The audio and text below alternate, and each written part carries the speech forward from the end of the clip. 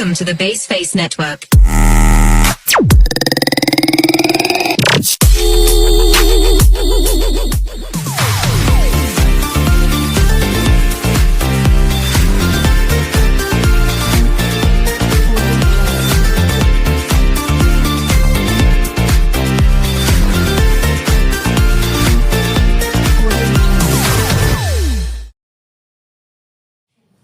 Hai guys, assalamualaikum warahmatullahi wabarakatuh.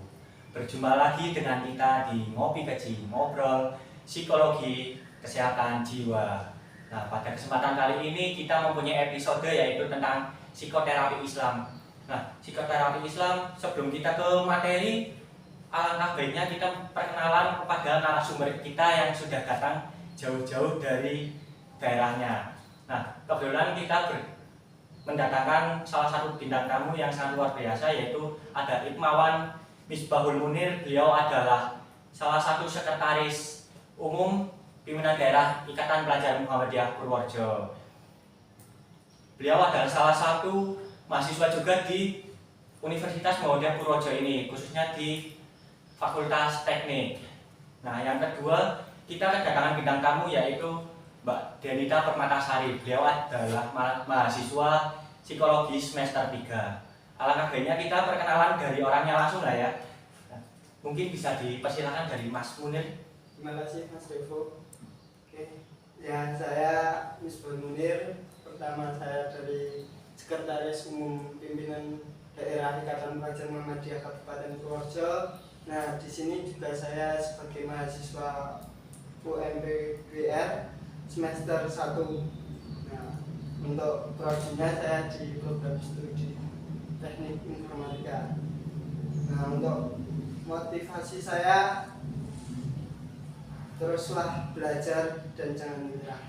Wah, Masya Allah sekali. Berarti kita itu sebagai manusia harus terus belajar dan juga harus menuntut ilmu, walaupun itu banyak ilmu yang harus diraih untuk kita ke masa depan. Nah, setelah kita perkenalan dengan Mas Munir, kita setelah itu akan perkenalan kepada Mbak Denita.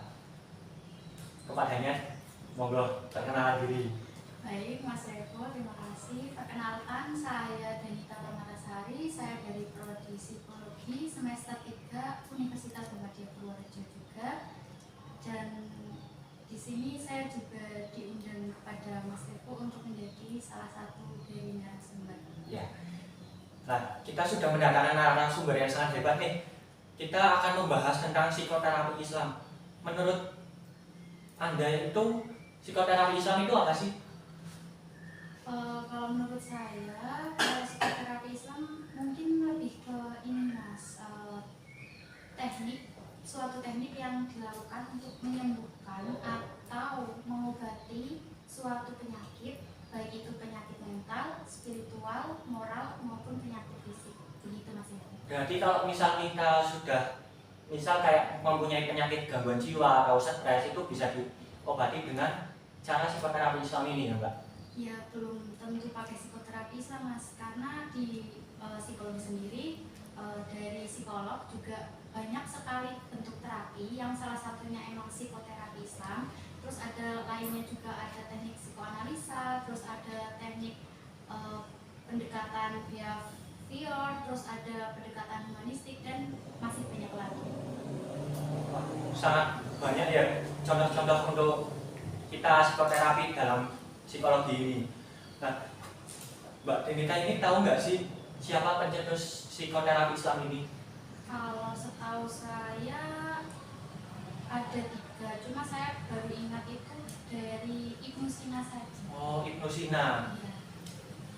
Nah, kan sudah tentang pencetusnya nih. Dari Anda sekalian itu tahu nggak sih jenis-jenis psikoterapi Islam itu?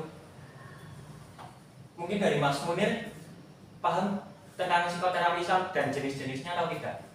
Nah, ini untuk dalam Al-Quran sendiri sudah mensyaratkan untuk sudah terkandung di dalamnya dalam pengobatan. Nah, salah satunya itu dijelaskan dalam surat Yusuf ayat 54. Nah, di situ karena Al-Quran itu diturunkan sebagai pengobat dan syafaat. Nah, itu obat segala penyakit bagi umat Islam, dari penyakit psikologi atau lain sebagainya. Nah, itu untuk dari Al-Quran sendiri. Oh, berarti dalam Al-Quran sudah tercantum semua obat-obat untuk manusia yang mungkin mempunyai penyakit dan juga gangguan mental. Nah, setelah itu kita kan ada dua jenis obat di psikoterapi Islam, yaitu obat gizi dan obat maknawi. Nah, untuk obat gizi itu bagaimana sih Mbak Denita? Kalau obat gizi setahu saya kan di dalam tubuh kita kan ada dua komponen yang Mas Rizal. Iya. Ada jasmani dan Rohani. rohani. Nah, kalau obat gizi sendiri itu obat yang dimana itu menyembuhkan hanya fokus ke jasmani saja atau ke badan saja, raga. Nah, di situ ada beberapa macam obatnya, yaitu ada air, ada madu, sama ada buah-buahan yang itu sudah disebutkan dalam Al-Quran juga, begitu Mas Revo. Itu kan tentang jasmani. Untuk tentang rohaninya itu di obat gizi bagaimana cara pengobatannya? Kalau di rohaninya nanti jenisnya beda Mas, bukan obat gizi, tapi obat maknawi. Oh, obat maknawi. Iya. Berarti lewati obat maknawi ini kita bisa diobati dengan cara jiwa dan rohaninya lewat doa-doa seperti itu. Iya.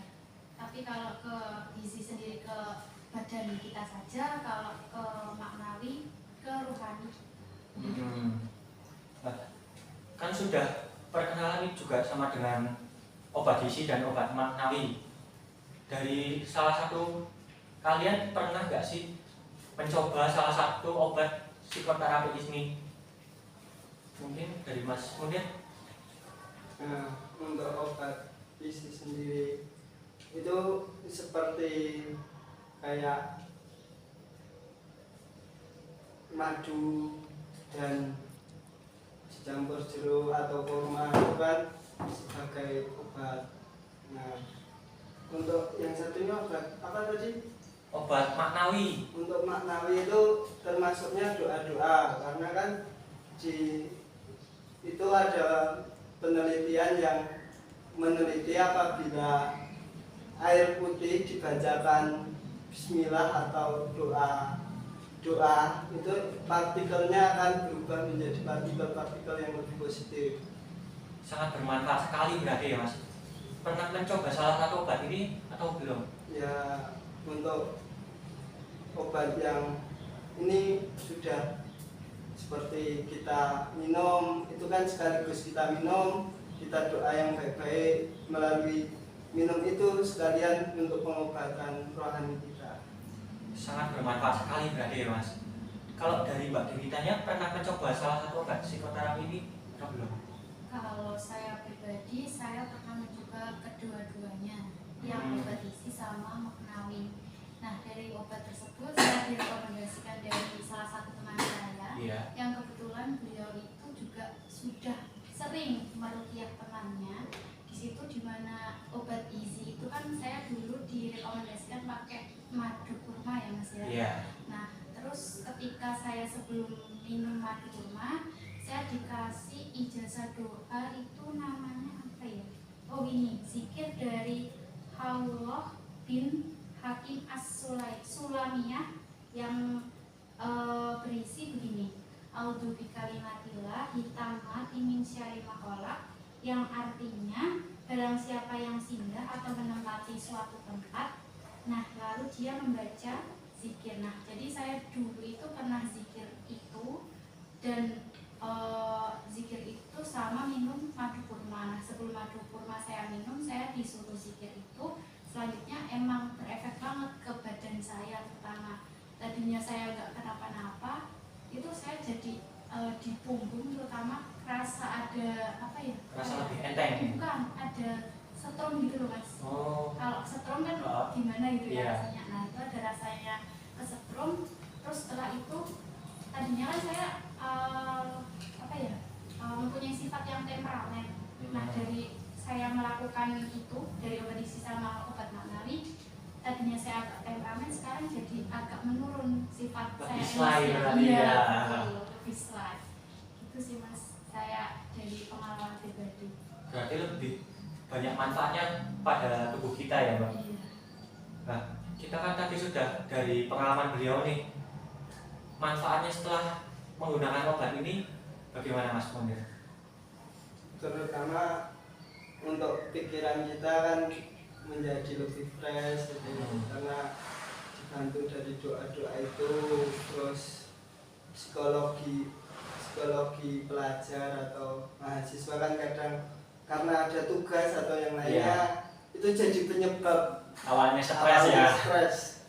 Nah, terus obat secara mudah atau gampang yaitu melalui doa-doa itu ketika kita mau minum sekaligus itu ntar efeknya pikiran kita menjadi lebih enak buat mikir atau stres itu hilang. Wah, lebih bermanfaat berarti ya Mas. Kita sebagai pelajar juga harus mencoba nih teman-teman, apa itu psikoterapi Islam. Nah, setelah kita mencoba, kita akan merasakan banyak sekali manfaat tentang psikoterapi Islam ini. Nah, saya ingin bertanya nih kepada Anda, ruqyah ini termasuk psikoterapi Islam nggak sih? Mungkin dari Mas Munir. Kalau menurut saya termasuk psikoterapi Islam karena itu kan maknawi, yang isinya doa-doa yang dari sholawat sama beberapa ayat lafaz ayat Al-Quran, potongan-potongan ayat dan doa-doa lainnya. Kalau menurut Mbak Denita sendiri gimana Mbak? Kalau ruqyah itu sebenarnya sama aja sih Mas dari obat maknawi itu. Karena kan obat maknawi itu sebenarnya juga tidak hanya dari Al-Quran dan As-Sunnah saja. Dan itu obatnya kan banyak ya Mas ya. Kalau setahu saya itu ada selain kita melakukan sholat wajib tidak bolong, juga ada sholat sunnah, yaitu yang paling mujarab kalau dari dosen saya, psikolog juga, beliau dulu merekomendasikan kalau saya itu diminta sholat malam, merajinkan sholat malam. Sholat tahajud. Iya, betul. Nah, di situ emang saya tadinya agak susah buat bangun sholat tahajud, tapi ketika saya udah niat, benar-benar niat mau pengen nyembuhin saya, terutama hatinya saya, dan di situ emang benar-benar kayak adem, terus apa ya, nggak emosian, terus paginya juga enteng gitu loh Mas. Tapi setelah itu saya balik lagi ke kebiasaan saya, dan ini PR buat saya sih buat sholat malam lagi gitu Mas. Tapi kan terkadang ada seseorang yang mungkin kalau buat sholat malam itu berat, mungkin karena gangguan jin atau dari dirinya sendiri yang malas. Itu bagaimana sih cara menanganinya supaya tidak malas? Dari Mas Munir mungkin? Nah, itu sebenarnya sih dari niat orang itu sendiri. Kalau waktu malamnya sebelum tidur sudah bersuci, sudah sholat 2 rakaat sebelum tidur, itu kan membersihkan tempat tidur dan berdoa untuk minta kepada Allah untuk dibangunkan di sepertiga malam untuk melaksanakan sholat lail. Nah, di situ insya Allah akan membantu dalam kita melaksanakan sholat lail tersebut. Berarti kita harus berawal dari mensucikan diri sebelum tidur ya Mas? Ya, dan niat dari hati kita. Karena kan ada beberapa yang sholat lail itu cuman beberapa niat. Ya sebenarnya sholat lail itu sudah bagus, tapi kan ada yang salah niat. Kadang niatnya hanya untuk seseorang atau hanya untuk karena puas gitu, biar dapat nilai bagus. Nah, itu kan juga kurang baik. Nah, luruskan niat lagi itu insya Allah sama Allah lebih dibantu lagi. Kalau menurut Mbak Denita itu gimana juga cara supaya kita tidak malas untuk sholat tahajud itu? Ya pertama sih ya benar dari Mas Munir ya, niat dulu, terus kemudian dipaksa agar terbiasa. Nah, dari situ kan ketika diri dipaksa terus, maka akan membentuk pola kebiasaan yang dimana itu kita bisa rutin untuk melakukan sebuah sholat malam gitu Mas. Jadi kayak gitu ya Mbak dan Mas. Nah, kita itu sudah perkenalan juga tentang psikoterapi Islam, obat-obatnya, dan juga salah satu contohnya yaitu sholat tahajud nih. Nah, pernah nggak sih dari Anda sebagai bintang tamu ini pernah membantu teman untuk menyembuhkan obat dengan psikoterapi Islam ini? Kalau dari saya pribadi saya belum pernah ya Mas. Cuma saya lebih sering dibantu sama teman saya yang beliau itu sudah sering menyembuhkan orang, dan itu beliau emang tadi yang saya bilang di awal, beliau itu kasih saya diminta minum madu kurma sama tadi yang baca doa dari Haulullah bin Utsman gitu Mas. Gitu aja sih. Kalau menurut Mas Munir? Kalau menurut saya itu kan termasuk pengalaman juga kan. Pengalaman saya itu sebelum menjadi mahasiswa, yaitu di asrama, itu dari membaca dari beberapa buku itu, kalau rumah sakit yang ada di Timur Tengah itu kayak Arab Saudi dan sekitarnya itu sepi, karena kan lebih mengutamakan untuk pengobatan yang diajarkan di Al-Quran. Nah, di asrama itu juga diajarkan untuk orang yang panas itu ntar obatnya air putih dibacakan sholawat dan ayat-ayat, terus habis itu diminum. Nah, terus ditambah dengan ikhtiar, doa, sholat, walaupun sakit tetap melaksanakan ibadah. Karena kan ada yang alasan sakit terus nggak mau ibadah. Nah, di situ kan malah kayak Membuat interaksi kita pada Allah. Iya, interaksi kita kurang. Nah, kan tadi disebutkan dengan air putih. Apakah air zam-zam termasuk psikoterapi Islam atau tidak menurut Anda? Ya sama aja sih Mas, cuma lebih apa ya, mungkin lebih kandungannya lebih bagus air zam-zam daripada air putih biasa di sini. Nah, setelah kita perkenalan nih, banyak sekali hal tentang psikoterapi Islam. Jadi bahwa kita dapat disimpulkan bahwa kita itu seharusnya sebagai pelajar kita harus banyak-banyak pendekatan diri kepada Allah, supaya kita sebagai mahasiswa maupun pelajar juga harus banyak pendekatan supaya tidak mengalami stres ataupun gangguan mental yang lainnya. Nah, kita sudah di penghujung acara nih. Apa sih kata-kata motivasi untuk pada audiens dari Mas Munir mungkin? Nah, untuk kata-kata saya kepada audiens, pertama, dekatkanlah diri kepada Allah, maka Allah akan mendekatkan diri kepada kita. Masya Allah, sangat luar biasa ya teman-teman. Jadi kita juga harus mendekatkan diri kepada Allah. Jangan mendekatkan diri jika kita hanya ada maunya, seperti kita kepada orang tua. Jangan seperti itu ya teman-teman. Nah, untuk Mbak Denita itu motivasi untuk audiensnya bagaimana? Apa ya Mas? Mungkin lebih jadi diri sendiri sih. Ketika kita menjadi diri sendiri, ketika banyak rintangan di depan, ketika baik rintangan itu baik kan generasi Z sekarang kan mudah meletre ya Mas biasanya. Nah, mungkin langkah awalnya itu jadi diri sendiri terlebih dahulu, agar nanti ketika rintangan ke depan banyak, jadi kita nggak mudah meletre, kita tuh kayak lebih struggle gitu Mas. Gitu. Nah, kita sudah mendapatkan motivasi yang sangat luar biasa nih. Alangkah baiknya untuk kita sebagai pelajar, mahasiswa maupun orang-orang yang di luar sana untuk menerapkan psikoterapi Islam ini. Nah, kita sudah di penghujung acara. Jika dari kami banyak kesalahan, kami mohon maaf. Nun wal qalami wa ma yasturun. Wassalamualaikum warahmatullahi wabarakatuh. Selamat jumpa. Semoga bertemu lagi di podcast Ngopi Keji, ngobrol psikologi kesehatan jiwa.